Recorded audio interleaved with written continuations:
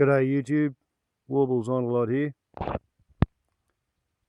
couple of weeks ago I made a video titled The Edge Effect. I thought today I might try making a little bit of a video about maintaining the edge, which pretty much devolves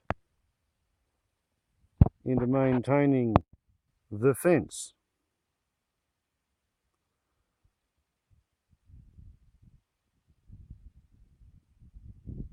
Because a fence is a structure which one erects in order to keep other people's animals off the land for which one is responsible. That is the definition of a fence. So when I found that there had been 50 sheep for about 50 days grazing on the endangered species sanctuary, which I discovered at the same time I realised that at least 80 yards of an 800-yard line of fence was lying on the ground, I couldn't really huff and puff too much about the neighbour's sheep until after I'd fixed the fence. And fixing this relic of a fence is something of a challenge because while it's about 130, 135 years old, the fence was clearly put here after a metre, 3 feet of topsoil had fallen off the hills during the era of mass wasting in the 1870s.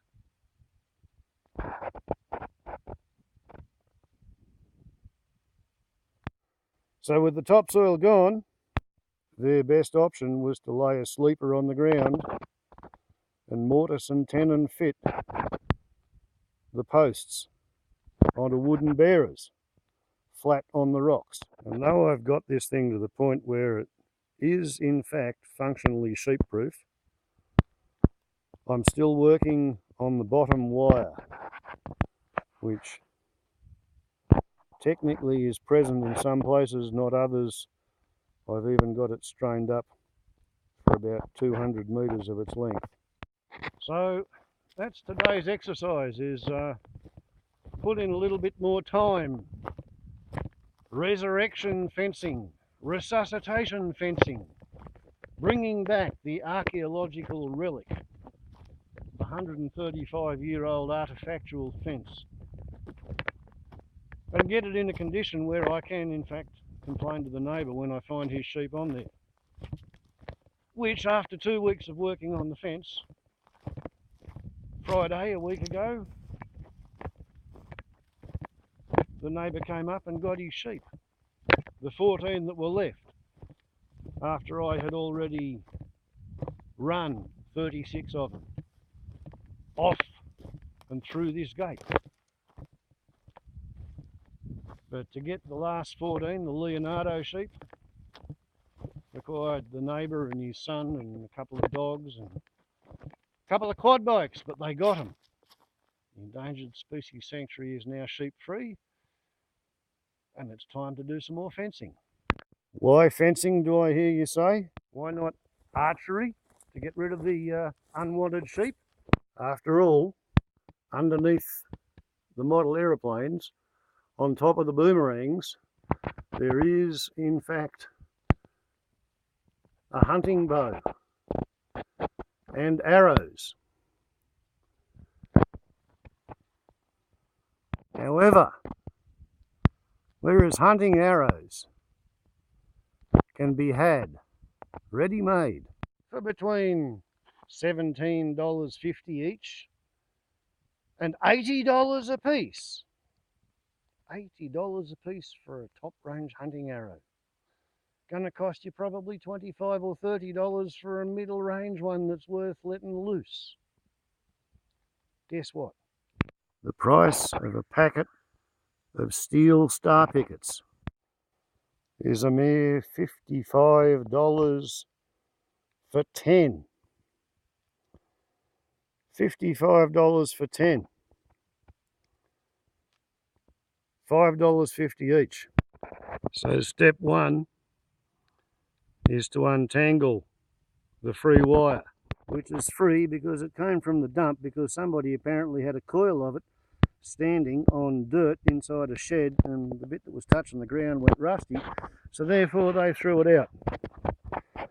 And that means one begins by finding the loose end and effectively unplaiting it from the coils, going round and round until enough is finally free. Until you get enough to be worth rolling up, in this case about 25-27 yards. So all that remains is to cut it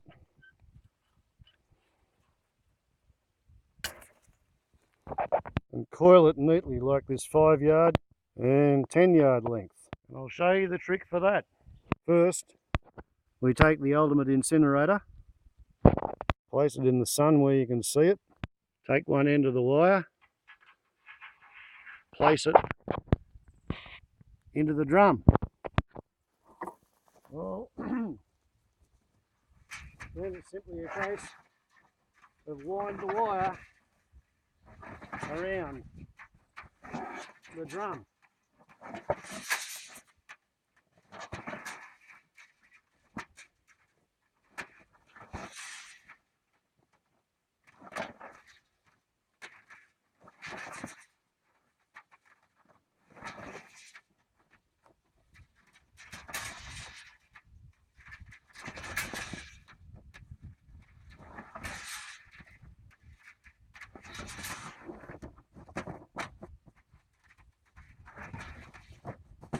Sit down, bloody shoebox.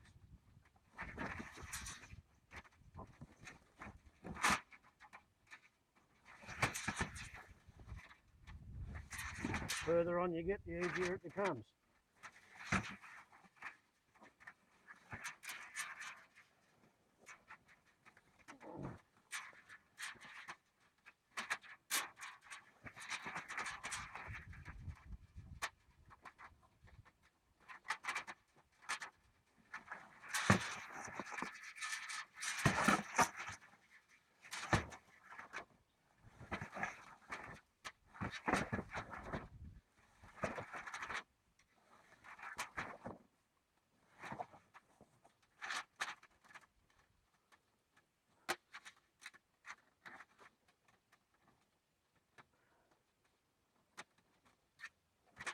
And there we go. So we have short and medium and long rolls to go on the fencing backpack, with the pliers and a cold bottle of iced tea, because guess who's backed off the booze and is therefore, so hi ho, it's off to fix the fence we go.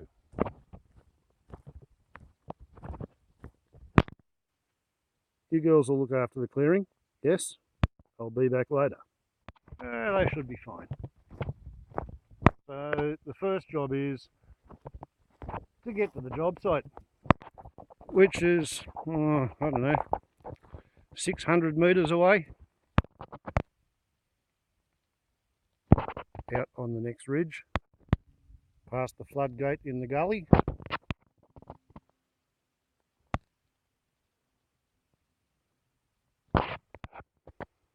Following the sheep path.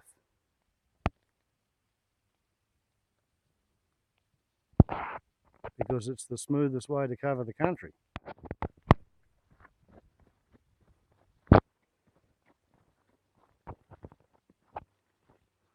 We'll cut across over here.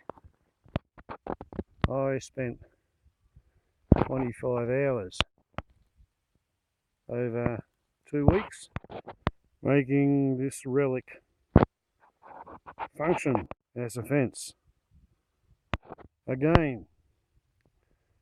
And it's interesting to note that the topsoil is literally building up on my side of the fence, whereas it's continued to be eroded on the sheep side of the fence.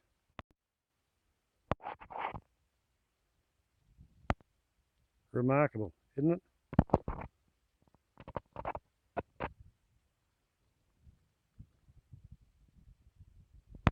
Here's a part of being a sheep farmer that a lot of people don't think about. All your money's tied up in animals. If the animal dies, your money dies with it. I have no idea what killed that one. But, you know, at least it didn't die on my side of the fence. Okay, so there's a strainer post that's probably iron bark and it's still in the ground. And there's a post that's probably stringy bark and it's rotted off at ground level. So you just pull them out of the hole and stand them up again. And that's what those star-pickets are for, in the fullness of the time. And here's a spot where somebody's tried to be helpful by gathering up the missing bottom wire and tying it up in a snarl and a tangle. And again, in the fullness of the time, I'll get back to that because I'm currently working my way back towards my front gate from the far end of this line. Got to start somewhere, have to be systematic. Can't just go patching little holes all over the place when the whole bloody fence is down. Start at one end, work your way through. I started at the other end and worked my way up there to get the top 4 or 5 wires up. Bottom line starts from the other end. Oh, what fun. Look at that, a little currajong tree. Just on my side of the fence. And this is where the star-pickets begin. The ones that I have paid for and bought and carried and hammered in. This was a real fun section. See that? Blackberry canes. There was 8 feet of blackberry cane over the fallen tree which was over the fence. So it took about an hour on the brush cutter to be able to start with the chainsaw, to be able to begin to stand up the fence, some of which I've never seen standing previously in my tenure on the land. See this sheep highway?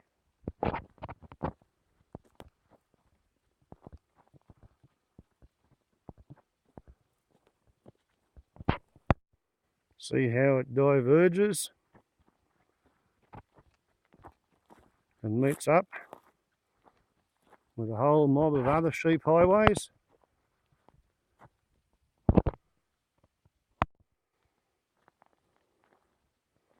And all of these sheep highways come to where I had, well, probably another 20 yards of the fence laying down. And that strainer post was out of the ground and laying down, as was this one.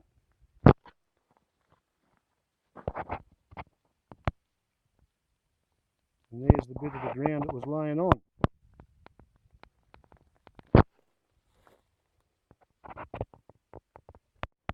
And of course, that there sheep highway combines into a super highway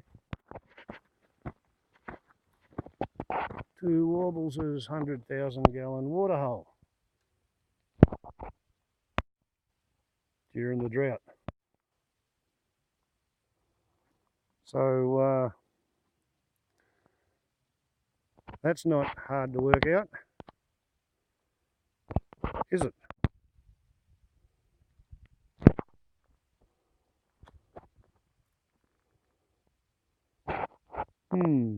Anyway,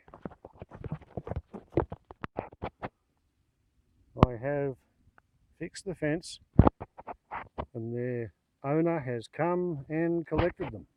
So now I have to go up there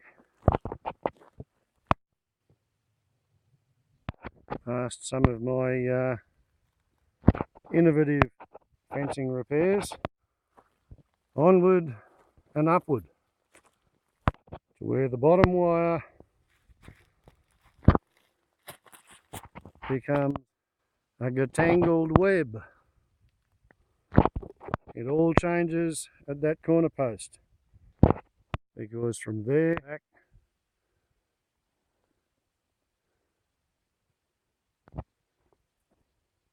it's done. Ciao.